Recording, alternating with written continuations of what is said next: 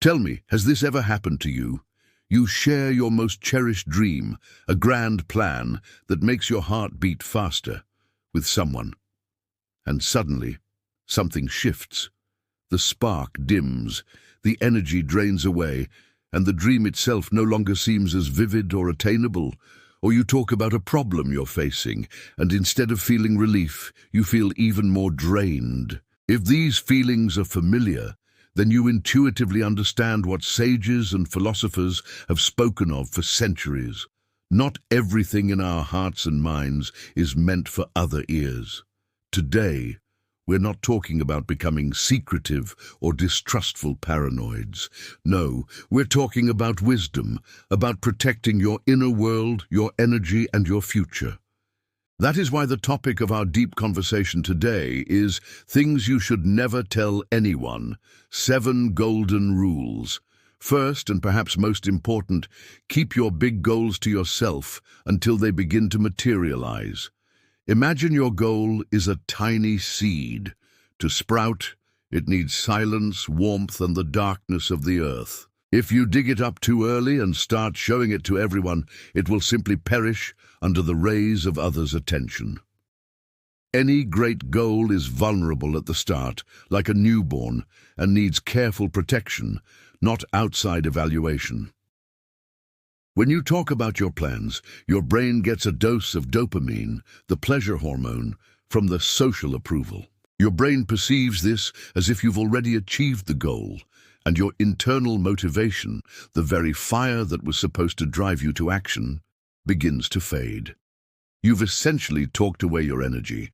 This effect substitutes real achievement with a verbal surrogate, creating an illusion of completion where the work hasn't even begun. Furthermore, not everyone sincerely wishes for your success. Others' skepticism, envy, or even simple indifference can plant seeds of doubt in your soul and kill your self-belief. Remember, the energy spent defending your idea from critics and skeptics is energy taken away from its actual realization. Instead of talking, direct that energy into action. First, build the ship. Only then invite everyone to the launch ceremony. Second, do not boast about your good deeds on every corner. Whether you helped a homeless person, made a donation, or supported a friend in a difficult time, let it remain your personal, intimate act. When you perform a kind deed and immediately talk about it, the focus shifts from helping the other to receiving praise for yourself. Kindness turns into a transaction, and its selflessness is lost. The very act of help, meant to ease another's burden, becomes a tool for self-aggrandizement, devaluing its essence. True virtue does not need applause. It finds its reward in itself, a quiet, deep satisfaction from knowing you did the right thing, which has nothing to do with loud, empty glory. Boasting about good deeds feeds your ego, your pride, and pride, which requires constant external validation, makes us dependent and fragile, not truly strong. Good deeds done in silence accumulate your inner strength, your spiritual capital. Don't trade it for momentary approval. Let your actions silently change the world for the better, remaining a pure source of your personal integrity. Third, never discuss your family quarrels, problems, and secrets with outsiders. Don't air your dirty laundry in public. This proverb never loses its relevance. Your family is your closest circle, and its internal problems should be resolved internally. By sharing details, you betray the trust of your loved ones, portraying them in a bad light. Such a breach of confidentiality undermines the foundation of mutual respect, which is essential for healthy relationships. The person you complain to only sees the situation from your side, and their advice, based on a distorted picture, may only worsen the conflict. Remember, your argument with a loved one is most likely temporary, but a secret brought before others will remain their property forever. Moreover, an outsider who witnesses your vulnerability may unconsciously or intentionally use that information in the future. Rehashing your grievances over and over doesn't free you from them. It sinks you deeper into the victim role. This robs you of the strength and initiative to find a real solution. After all, complaining is always easier than acting. A family's strength lies in its unity and its ability to keep its secrets. A shared secret, like a shared joy, weaves invisible threads that strengthen family bonds. Fourth, do not publicize your income level or the details of your financial situation. It doesn't matter if you have a lot of money or a little. Information about your finances instantly changes how people see you. If you have a lot of money, you risk encountering envy and greed. Someone may start to see you not as a friend, but as a walking wallet. Suddenly, distant relatives and old friends may appear with requests to borrow money, or you may be drawn into dubious projects counting on your investments. If you have little money, you may face pity, disdain, or judgment. Even sincere pity can be humiliating, as it places you in a position of weakness and incapability, undermining your self-confidence. Talking about money almost always creates unnecessary comparison and can destroy even the strongest friendship. This happens because for many, money is a measure of success and self-worth, and others' financial situations inadvertently force them to reassess their own. This problem is especially acute within families, where financial issues can cause years of resentment and strife. By keeping this information private, you allow people to value you for who you are, not for the balance in your bank account. Financial discretion is not a sign of distrust, but an element of personal boundaries that protects your relationships from distortion. True wealth lies in connections that are independent of account balances and are built on mutual respect and sincerity. Fifth, practice emotional hygiene. Do not constantly carry around your grievances and dissatisfactions, telling them to every person you meet. Just as we clean our bodies daily, our minds also need cleansing from toxic thoughts and old resentments. When you constantly complain about someone, you are essentially giving that person power over your emotions. Your offender continues to live in your head rent-free, influencing your mood long after they are physically gone. You replay the unpleasant situation in your mind over and over, feeding your resentment with energy instead of letting the negativity go. This vicious cycle of complaining doesn't solve the problem.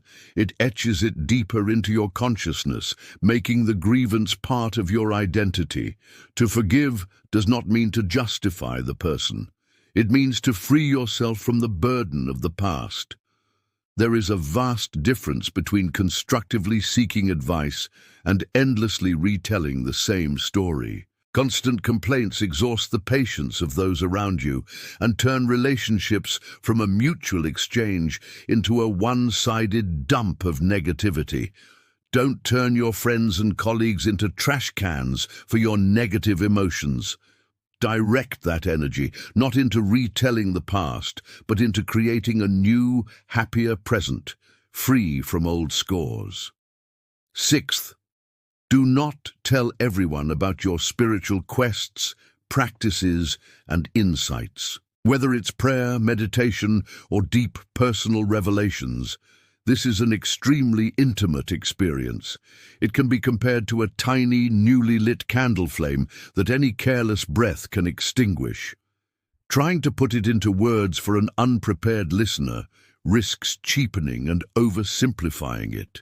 Spiritual understanding often lies beyond the plane of logic, and attempting to force it into the framework of everyday language is like trying to scoop up the ocean with a sieve. What was a profound experience for you may sound strange to another. The cold rationalism or a cynical remark from a listener can plant a virus of doubt in your soul, poisoning the purity of your experience. You will encounter either misunderstanding and ridicule or empty curiosity. Both can devalue your experience in your own eyes. The sacred energy received in moments of insight requires time and silence to be assimilated and become part of your essence. By talking about it prematurely, you simply scatter this energy, not giving it a chance to take root within you. Let it remain your quiet harbor, your source of inner strength. It is in this silence that you truly digest and integrate the knowledge gained, allowing it to transform you from within rather than becoming a topic for conversation. Seventh and finally, do not boast about your feats, austerities, and acts of self-overcoming. You endured a strict fast, gave up a bad habit, performed a heroic deed. Praise yourself mentally, feel your strength, and that's it. It is this internal recognition, not external applause, that forms the unyielding core of your personality. True strength does not shout about itself. It is calm and confident. The need to talk about your strength is often a disguised sign of weakness and doubt in that very strength. When you start telling about your exploits, it turns into bragging, a search for external validation. You trade an internal sense of self-worth for external praise. Your personal triumph, a moment of pure spiritual overcoming, turns into an ordinary story for public entertainment, losing its sacred value. Moreover, stories about your austerities may evoke not admiration in listeners, but feelings of guilt or inadequacy, creating distance instead of closeness. The goal of any self-overcoming is to attain inner peace, and bragging and seeking fame only inflate the ego, which is the main source of unease. Let people see not your stories, but your changed life, your resilience, and your calmness. This will be the best testimony of your strength, better than 1,000 of the loudest, most heroic stories. This is not about becoming closed off and distrustful of everyone. It is about wise selectivity. It is the ability to understand when a word builds and when it destroys, with whom you can share what is sacred and from whom it is better to protect it. It is about creating a protective space around yourself where your dreams can mature, your soul can heal, and your strength can grow. This is your personal oasis of silence in a noisy world of others' opinions, fears, and expectations. Silence is not emptiness, it is fullness. It is the space where the energy for great deeds is born. You stop depending on external approval because you find support and confirmation within yourself. By learning to keep these things secret, you will notice how your life changes. By mastering the art of wise silence, you become the master of your inner world, not its passive observer. You will become calmer, more confident, and much stronger. If these reflections on self-development and inner strength resonate with you, subscribe to the channel to continue this path toward mindfulness together.